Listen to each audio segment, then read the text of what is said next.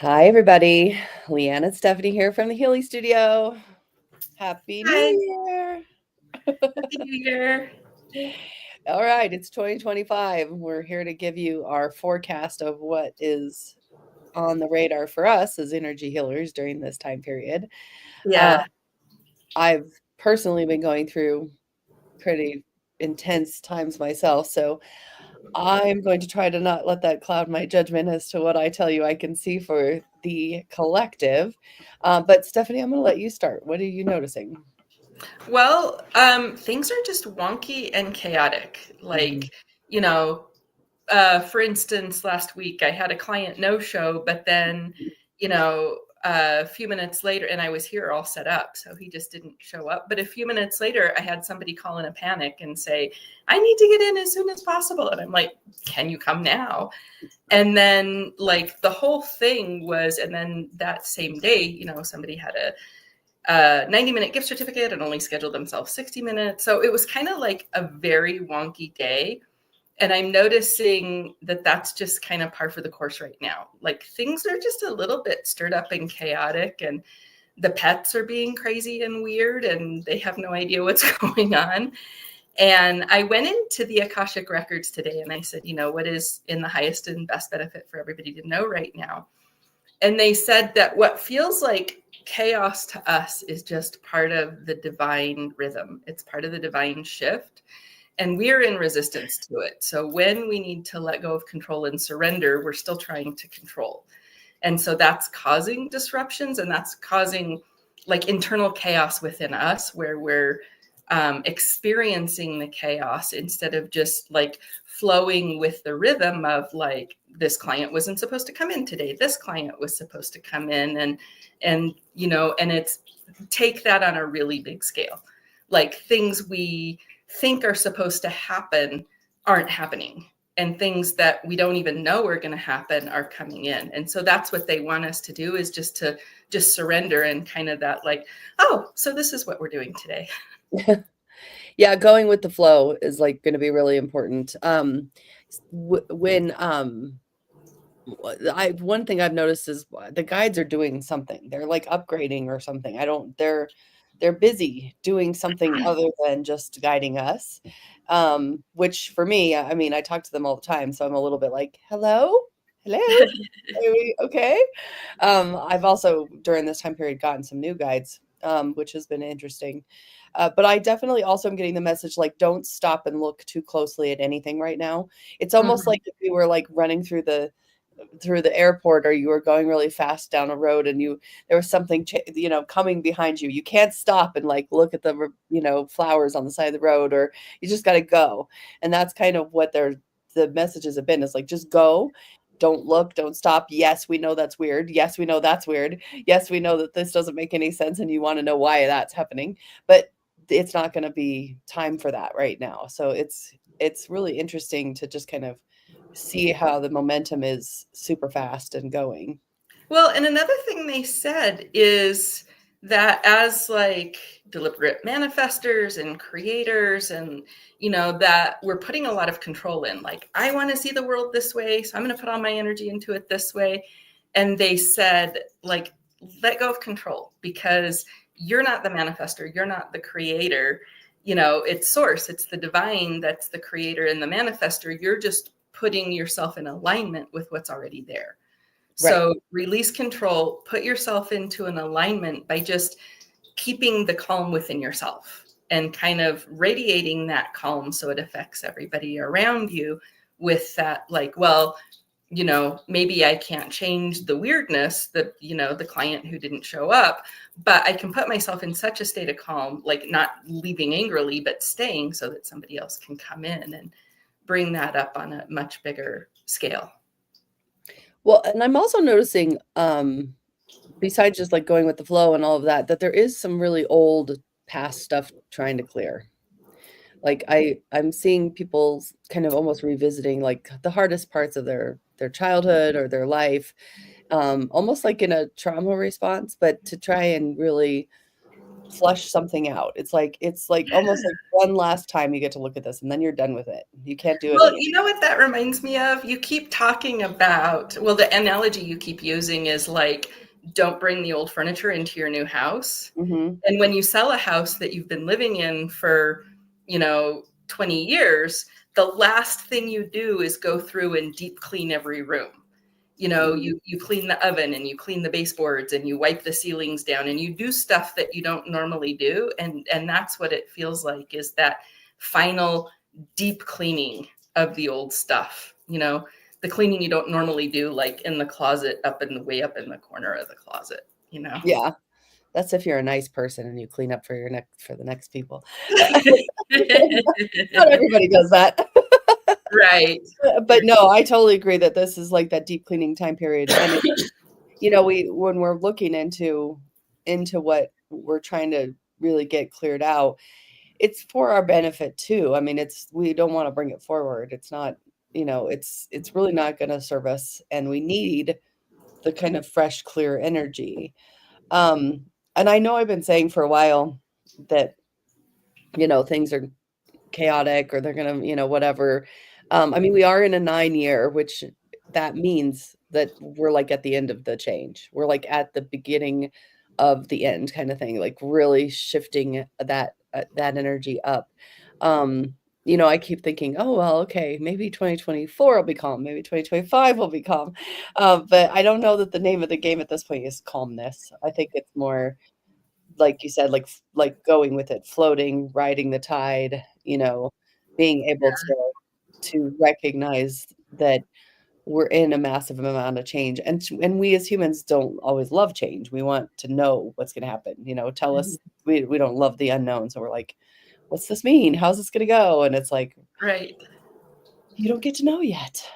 Well, and along with letting go of control, there's also like letting go of control of your body too. Not letting go of control of your body, but honoring that when you're dizzy, it's part of the shift. Like there's a lot Mhm. of people that are experiencing things like dizziness and fatigue and really being down. And so it's not like just rest all the time, but rest when you need to rest. And if you feel dizzy, put down a really deep grounding cord and just request, level me up, please, out of this wonkiness. Because the dizziness is that fourth dimension, like, where am I right now? What am I doing? So just grounding and then asking, like, okay, level me up out of this, please.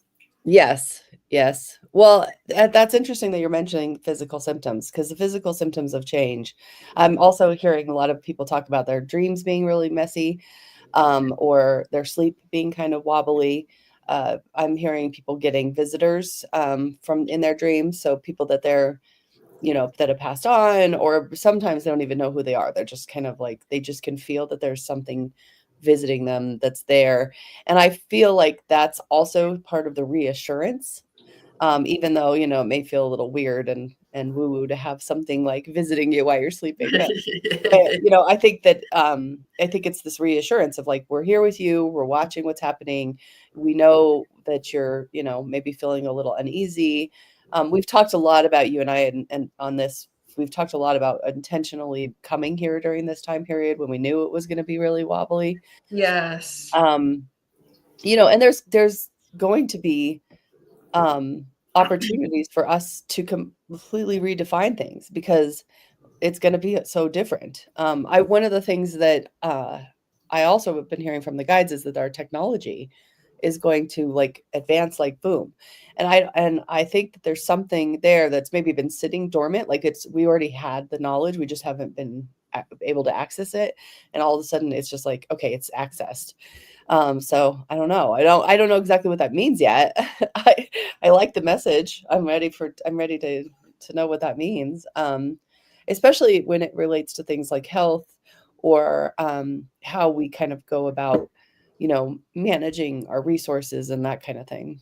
So, Hmm.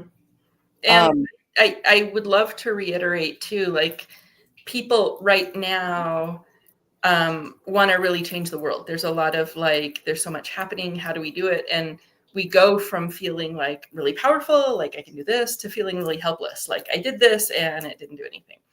So The visual that I love is like, just make your own light bright. And then when you do that, the people around you, you light them up too.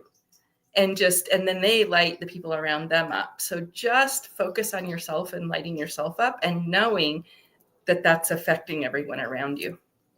Yeah.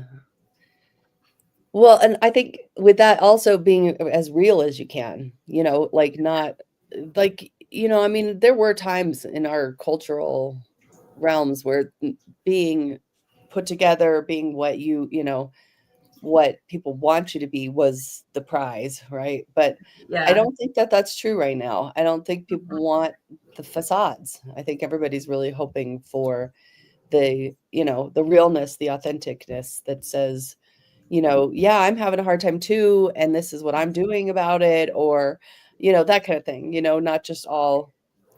Right, I right. mean, And when I say shine your light, I don't mean like be pretty and be whole all the time, but just stay grounded and stay as much as you can in your heart center. mhm, mhm.